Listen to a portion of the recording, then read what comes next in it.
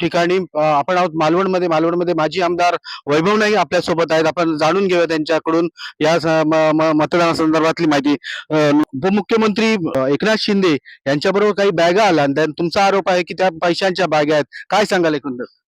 खरं तर आपण बघितलं असेल की कालच्या लोकसभा आणि विधानसभा निवडणुकीमध्ये ज्या पद्धतीने पैशाचा वापर झाला होता त्याच पद्धतीने आता या छोट्या छोट्या निवडणुकीमध्ये सुद्धा पैशाचा वापर होत आहे.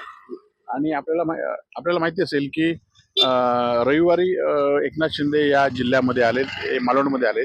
2 तासासाठी आणल्या आणि मोठ्या जडजड बॅगा त्यांनी कशासाठी आणल्या आणि त्यानंतर रविवार सोमवार 2 दिवस पैशाचा महापूर या ठिकाणी सुरू होता. दोन्ही बाजूने पैसे या ठिकाणी वाटत आहेत, त्यामुळे विकास काम केले नाहीत. परंतु आम्ही इथे उद्धव बाळासाहेब ठाकरेंच्या नेतृत्वाखाली इथली आम्ही सगळ्या जागा लढल्या आहेत. निश्चित मला खात्री आहे की आमची या ठिकाणी लोक आमचा विश्वास दाखवतील आणि आमचा विजय या ठिकाणी होईल. नक्कीच ज्याप्रमाणे आमदार नितेश राणे जे आहेत ते स्ट्रिंग ऑपरेशन करतायत, त्या संदर्भात काल पण ते पोलीस स्टेशन स्थानकामध्ये होते.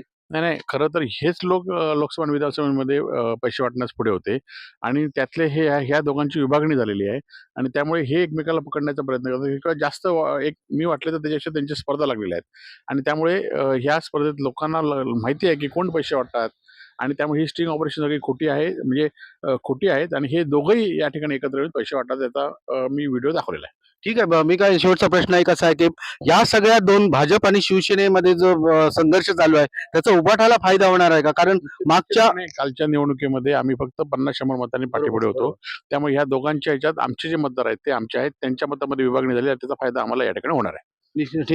पैशाचा वापर केला जातोय सेना भाजप यांच्याकडून. शिवाय या दोन लढतीमध्ये उभाटाला फायदा होईल असं त्यांनी मत व्यक्त केलं आहे.